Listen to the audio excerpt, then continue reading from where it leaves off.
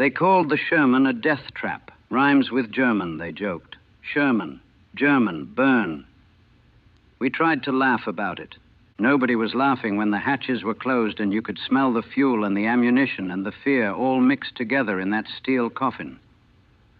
I drove M4 Shermans for the 3rd Armored Division. Started in Normandy, fought through France, Belgium. Now, in March of 1945, we were at the Rhine, the last natural barrier before the heart of Germany. Crossed that river, and nothing stood between us and Berlin but a dying army and 1,000 miles of rubble. Except dying armies fight hardest when they're cornered. My name is Frank Kowalski, Chicago, South Side. My father worked the stockyards, grew up around machines, around engines, around grease and metal and hard work. Seemed natural I'd end up driving tanks. Took to it quick. Good with the controls. Good with the gears. Could make a Sherman dance when I needed to. Not that it helped much. Sherman was outgunned by every German tank we faced. Tiger could kill us from a mile away. We had to get close, real close. Hope we could get a shot at the side or rear armor. Hope we saw them before they saw us. Hope our shells penetrated. Hope their shells didn't. A lot of hoping. Not much else you could do. I'd been through 3 Shermans by the time we reached the Rhine. First one took an 88 round through the turret near Caen. Killed my gunner and loader. Me and the commander made it out. Second one hit a mine outside Bastogne during the bulge. Blew the tracks off. We abandoned it. Third one burned outside Cologne. Panzerfaust hit us from a building. Rocket punched right through the armor. Set the ammunition off. I got out. My bow gunner didn't. He was sitting 3 feet away from me. 3 feet. But his hatch jammed. He was screaming, pounding on the hatch. The fire was spreading. I tried to help him, tried to pull him out through my hatch. Couldn't reach, couldn't get the angle right. The ammunition cooked off. 5 seconds of explosions. When it stopped, my bow gunner wasn't screaming anymore. His name was Eddie Morales, from Texas, 20 years old. Wanted to be a teacher after the war. Had a girl back home. Showed me her picture every night. I still have nightmares about his screaming, about the sound of him pounding on that jammed hatch, about knowing he was 3 feet away and I couldn't save him. They gave me a 4th Sherman, new crew. We didn't talk much, didn't learn each other's names right away. Seemed safer that way, less painful when they died. March 22nd, 1945, we got our orders. We'd be crossing the Rhine at Remagen. The bridge there, Ludendorff Bridge, had been captured intact. First Allied troops across. Now armor was going over. We'd be among the first tanks into Germany proper. Lucky us. The approach to Remagen was chaos. Roads clogged with vehicles, infantry, supply trucks, artillery, everyone trying to funnel toward that one bridge, the only bridge. The Germans knew it too. They were throwing everything they had at it. Artillery, airstrikes, commandos trying to blow it up. The bridge was damaged, barely standing. Engineers said it could collapse any minute, but it was our only way across. The Rhine was too wide, too deep, too fast to ford anywhere else. It was the bridge or nothing. We waited for hours, sitting in our Sherman, engine idling, exhaust fumes mixing with the smell of diesel and sweat and fear. The crew was quiet. Commander, Lieutenant Peters, kept checking his map. Gunner, Jimmy something, I never learned his last name, was cleaning the breach. Again. Loader and bow gunner just sat there, waiting. I could see the bridge from our position, see the damage, the holes in the roadway, the twisted steel, the bodies, German and American both, still lying on it from the initial assault. Engineers were trying to reinforce it, laying planks over the gaps, shoring up the supports. It looked ready to collapse. "We're going across that?" the bow gunner asked. "That's the order," Lieutenant Peters said. Jesus Christ. That about summed it up. The artillery started around 1400 hours. German guns from the east bank. They'd zeroed in on the bridge. Shells were landing all around it, in the river, on the approaches. One hit direct on the bridge deck. I saw bodies flying. All tanks, this is control. Prepare to move. We're going across. I started the engine. The Sherman rumbled to life.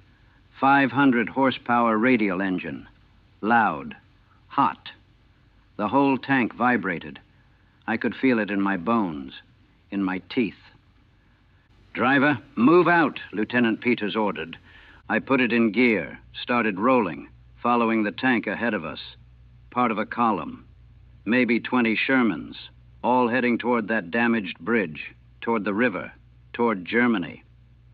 The Germans saw us coming. The artillery intensified. I could hear the shells screaming in, hear them exploding. Couldn't see much, just a narrow slit for vision. Maybe 6 inches of visibility.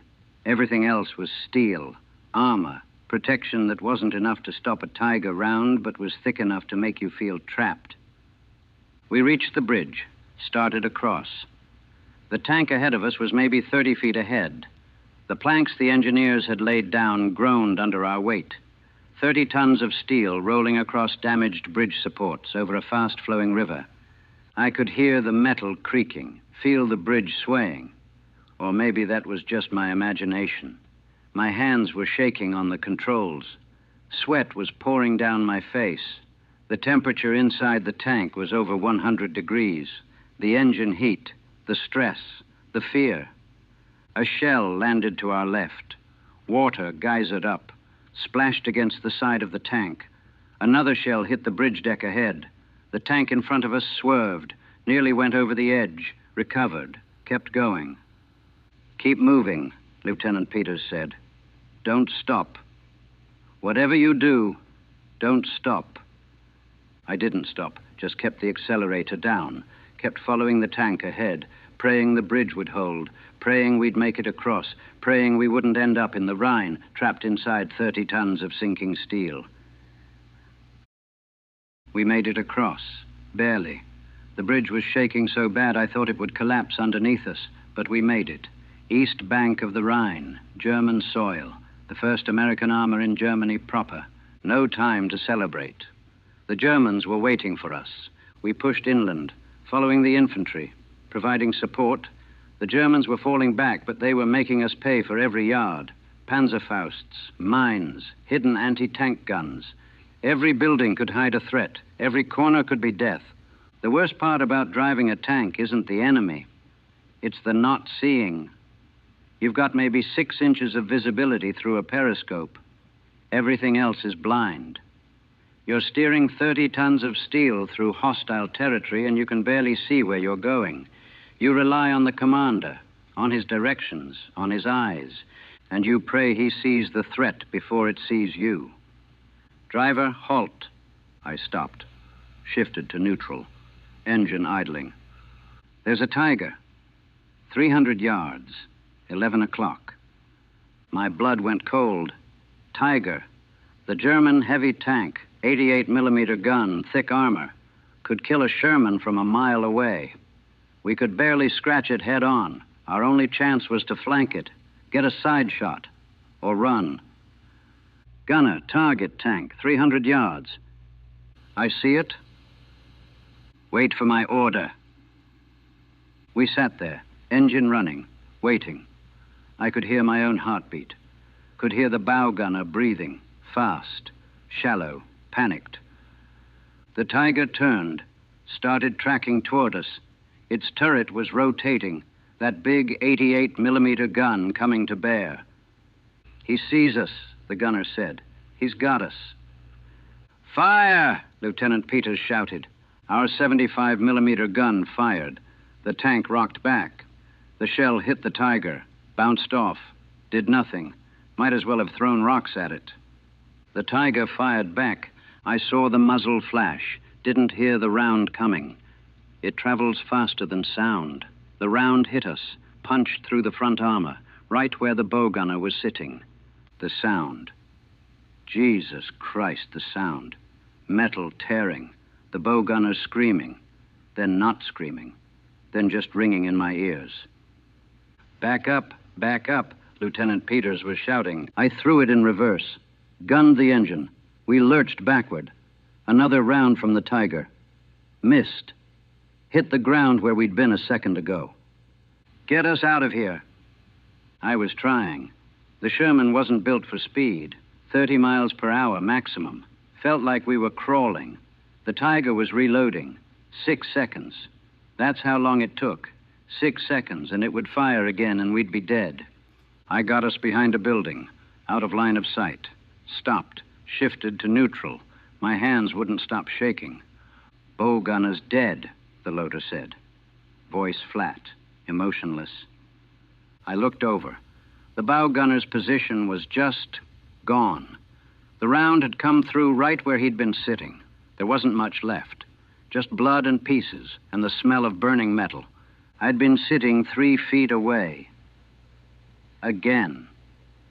3 feet, and the round had missed me. Had killed him instead. Why? Why him and not me? What made me special? What made me deserve to live when Eddie Morales died outside Cologne and this kid, I still didn't know his name, died outside Remagen? Random. That's all it was. Random, meaningless. Just luck. Bad luck for them, good luck for me.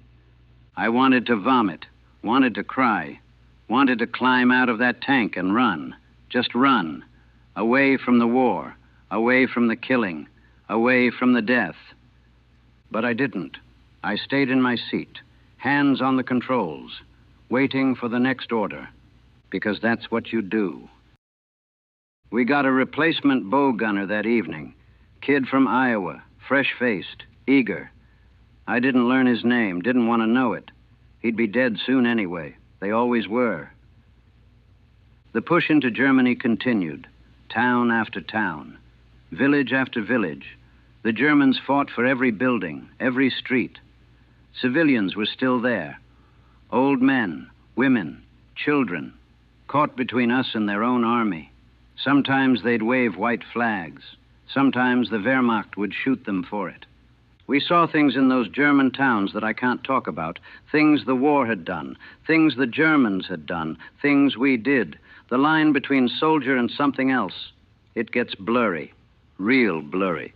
We lost tanks every day, not always to Tigers, Panzerfausts mostly, Hitler Youth kids with rocket launchers, 15 years old, 16. They'd hide in rubble, wait until you passed, then hit you from behind where the armor was thin. One day we lost 3 tanks in 1 hour. Just boom, boom, boom, one after another. Panzerfausts from buildings we'd already cleared, or thought we'd cleared. Infantry went back through, found the kids who'd done it, shot them. Orders were to shoot anyone with a Panzerfaust. No prisoners, no questions. Didn't matter if they were 12 or 20. They could kill a tank. They died. I tried not to think about it, tried not to think about much of anything, just drove, followed orders, stayed alive. That was the goal. Not victory, not liberation, not ideology, just survival. One more day, 1 more hour, 1 more minute. The Iowa kid lasted 4 days. Panzerfaust hit us near Paderborn. Same place the old bow gunner had been sitting. Same result. Kid died instantly. Didn't even scream. I didn't react. Didn't feel anything. Just sat there while they pulled what was left of him out. While they cleaned up the mess. While they brought in another replacement. This one was from Georgia. I think. Maybe Tennessee. Didn't ask. Didn't care. He'd be dead soon, too. Lieutenant Peters noticed I'd stopped learning names, stopped talking to the crew, stopped being human, basically. You all right, Frank? He asked. I'm fine, sir. You sure? You seem... I'm fine. I wasn't fine. Hadn't been fine since Normandy, since Cologne, since the Rhine, since every day of this goddamn war. But what was I supposed to say? That I was broken, that I couldn't take it anymore, that every time I closed my eyes, I saw Eddie Morales burning and heard him screaming and knew I couldn't save him.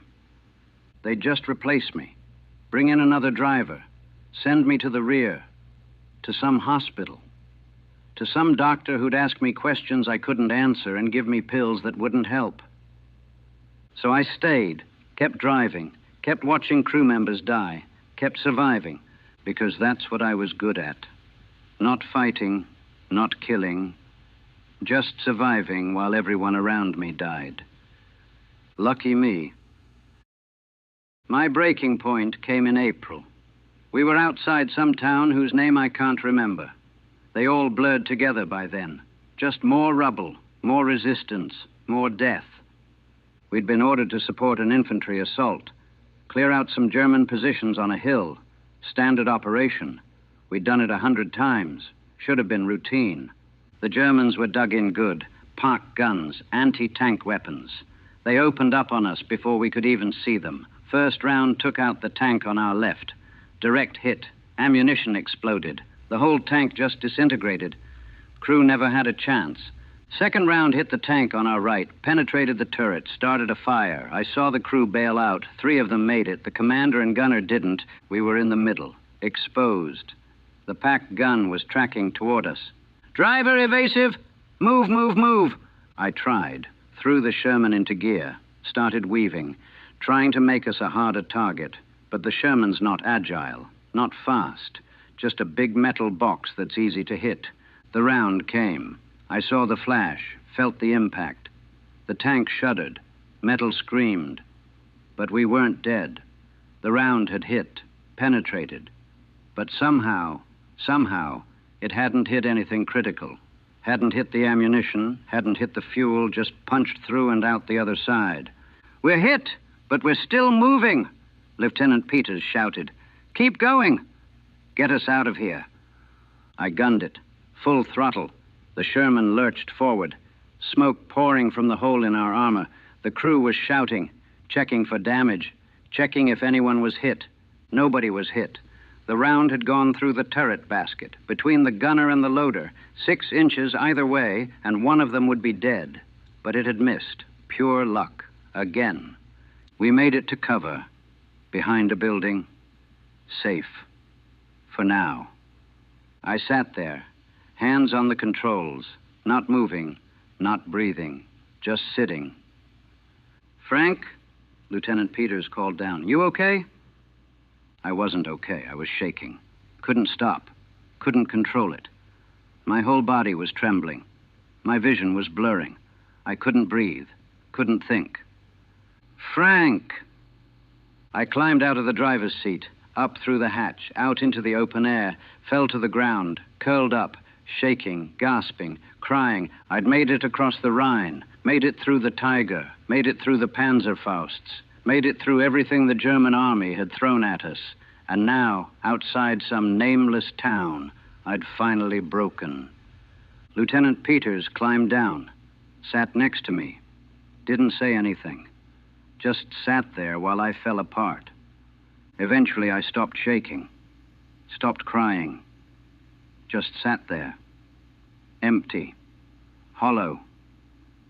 I can't do this anymore, I said. I know, he said. I can't watch them die anymore, can't keep surviving while they die. I know, but I did keep doing it, because the war wasn't over, because they needed drivers, because what else was I going to do? So I climbed back in that tank and kept driving. The war in Europe ended May 8th, 1945.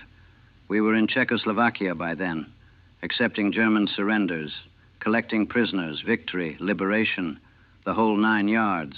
I felt nothing, no joy, no relief, just nothing, empty, used up. I came home in August, parade in Chicago, crowds cheering, people thanking me for my service, calling me a hero, slapping me on the back, buying me drinks. I smiled, shook hands, said the right things, played the part. But I wasn't there, not really. Part of me was still in that Sherman, still driving through France and Belgium and Germany, still watching crew members die, still hearing Eddie Morales screaming, still smelling the burning flesh and diesel fuel and fear. I can't drive anymore, not cars, not trucks, nothing. I get behind the wheel and my hands start shaking. I see the narrow field of view, feel the walls closing in, hear the engine roaring, smell the exhaust, and I'm back there, back in the war, back in that metal coffin. My wife drives. She doesn't ask why, knows better. I can't be in small spaces, elevators, closets, anywhere confined. The panic starts immediately, the walls closing in, the feeling of being trapped, of burning alive and not being able to get out. I work construction now, outside, open air, can see in all directions, can run if I need to. No walls, no confinement, no metal boxes that trap you and burn you and kill you. Sometimes I see Shermans, in parades, in museums, in movies. People look at them and see history, see victory, see the machines that helped win the war.